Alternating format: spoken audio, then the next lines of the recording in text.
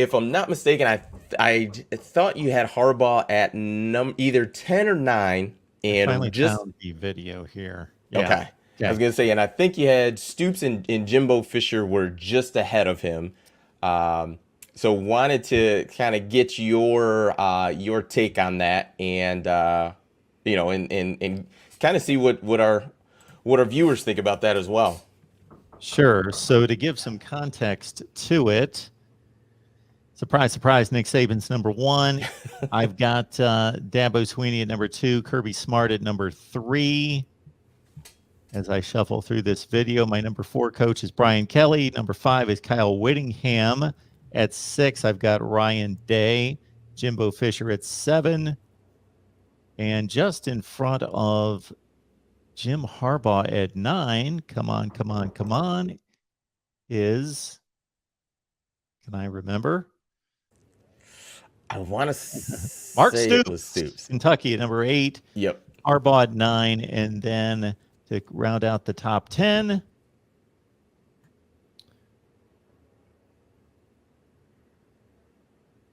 I'm doing the 5-second shuffle ahead.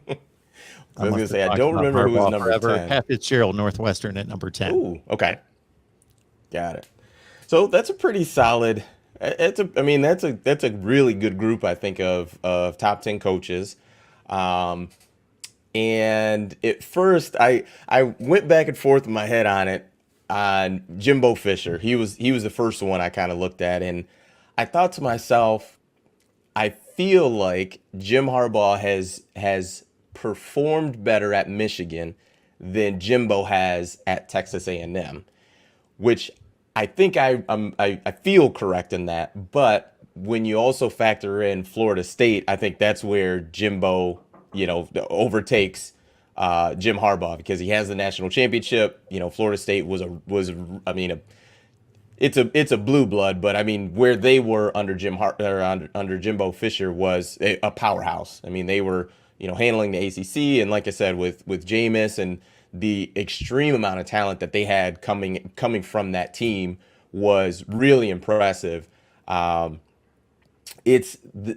Stoops is one where I kind of go back and forth. I think it's close. I think it's really close. But I would agree, and I think part of your take was that Mark Stoops has done more with less than Jim Harbaugh has done. If I'm remembering Sure. that correctly.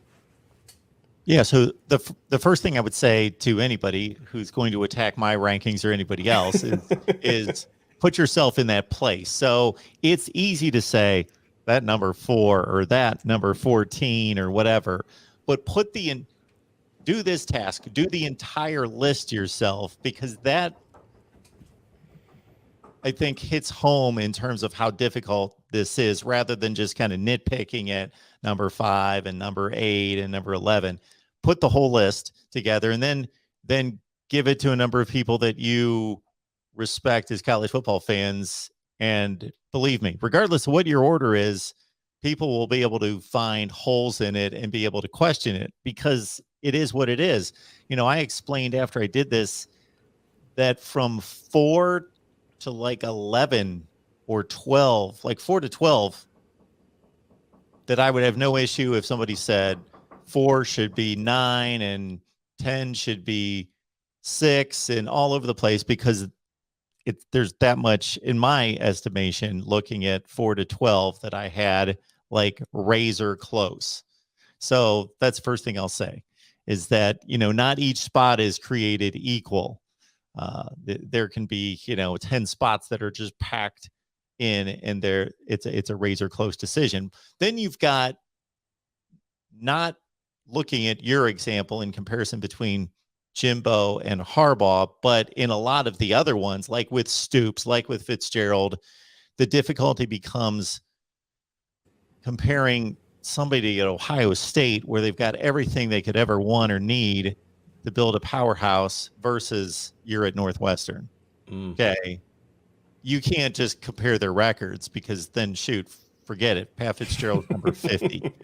But you got to try to weigh in, okay, what's a good job at Ohio State versus what's a good job at Northwestern, meaning who's doing a better job. So that's difficult. But the Fisher Harbaugh comparison, fine. You can win at either place. You got the resources you got. So that's a fair judgment. So the other thing was I was making an attempt not to judge coaches on their entire career. It wasn't like a career achievement ranking. It was more about who do I think's doing the job right now? How would I rank them right this second? Now, that doesn't mean that if a coach went 3-9 last year, but he had this great career before that, that he's horrible all of a sudden, and you drop him 50 spots. You know, that's a balancing act too. So Jimbo Fisher's national championship didn't weigh in to a large extent for me because, again, I'm looking more at, the job that he's doing at Texas A&M. And I guess I'm also projecting toward the future. So Harbaugh takes over a pretty marginal football program, turns it around into like a top 10 or 12 team overnight. So kudos to him. And then, was a top 15 team for basically his tenure, had his issues there for a year and a half, and didn't perform well and still hasn't against top 5, top 10 opponents overall. But then, boom, he has this big season. Where Jimbo's kind of building something, and Texas A&M has never hardly been anything close to what Michigan is historically. Like, Texas A&M has been winning 7 and 8 games forever.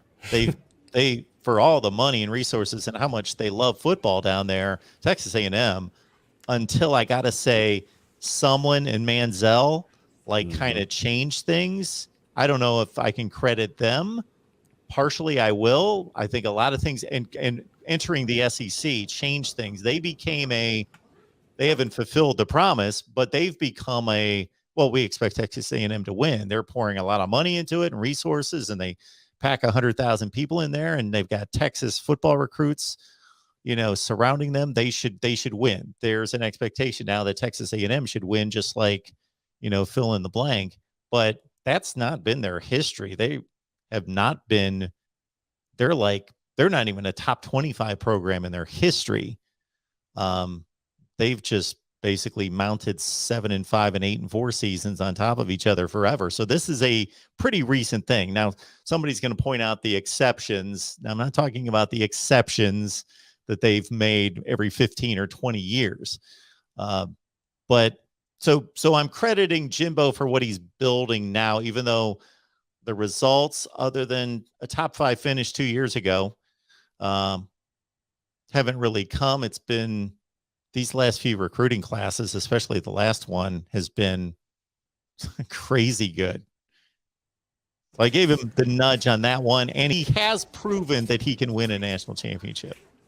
Yeah, and I think that should factor into it, and maybe not, be heavily weighted. And obviously, we're not talking that Jimbo was number 2 and Jim Harbaugh was 9. Like, we're literally at this point splitting hairs.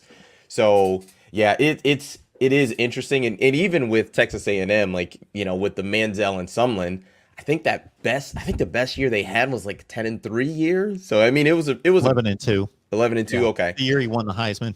Okay, so they still, I mean, that's a terrific season, especially at with Texas A&M standards. So still a really good year, really good season.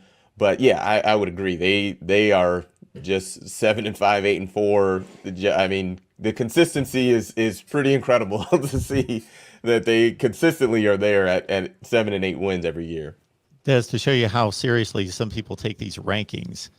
One guy contacted me and said, Harbaugh at number 9, da da da da da. Well, until I figured out who it was, I thought Harbaugh number 9. What are you complaining about? Are you complaining he's too high, like he should be number 2, or are you complaining like he should be number 20? Like, I didn't know how to take that. Mm-hmm. So if I would have had him number 2, I'd have thought, okay, I understand where he's coming from. But shoot, you could argue him higher or lower, a little lower. But anyway, the perspective of this guy, Ohio State fan, was how dare you? And I'm canceling my Patreon, and you ranked Harbaugh way too high, and I always liked you, and da da da da da.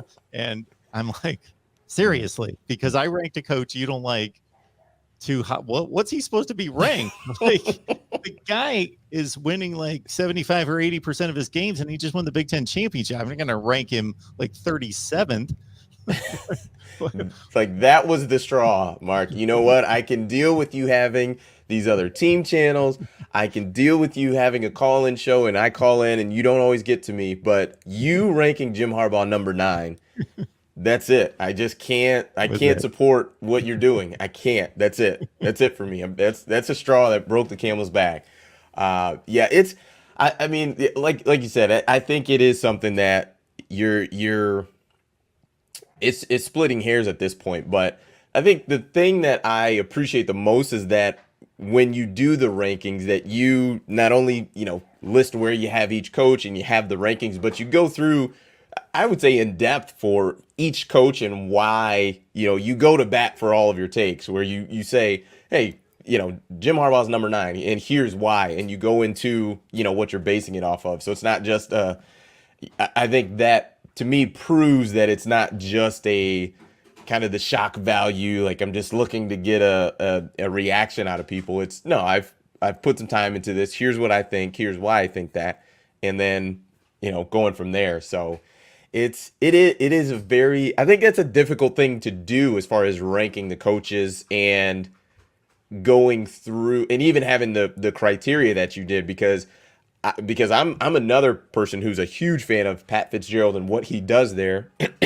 But some people would just look at it and say, it's Northwestern. What did they do last year? What have Sure. they done recently? And it's like, well, I mean, he did get them to the Big Ten championship within the last, I want to say 2-3 years. So that's Twice a in the that's a last big 4. deal. Yeah. And this isn't a knock Jim Harbaugh thing. We're just kind of discussing it, but he got to Indianapolis before Jim Harbaugh did. So it's one of those things that I think it's still, he should be commended for what he's doing, but I think there's just a ceiling at Northwestern. Like you mentioned, do you have the resources to do everything that you want to do?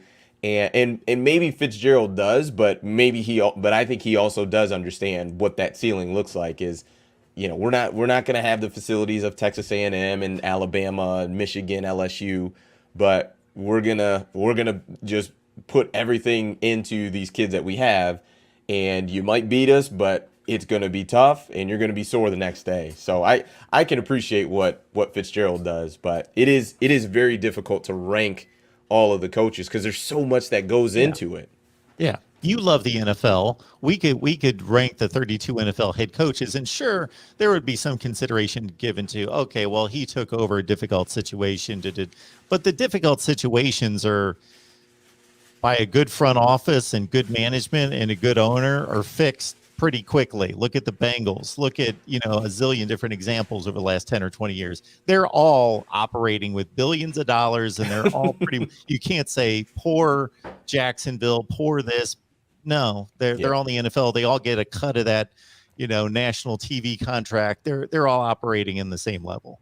Correct. Yeah. And it's very different in college football. As we know, you've got different, boosters at different levels and boosters with different generosity. And it's different.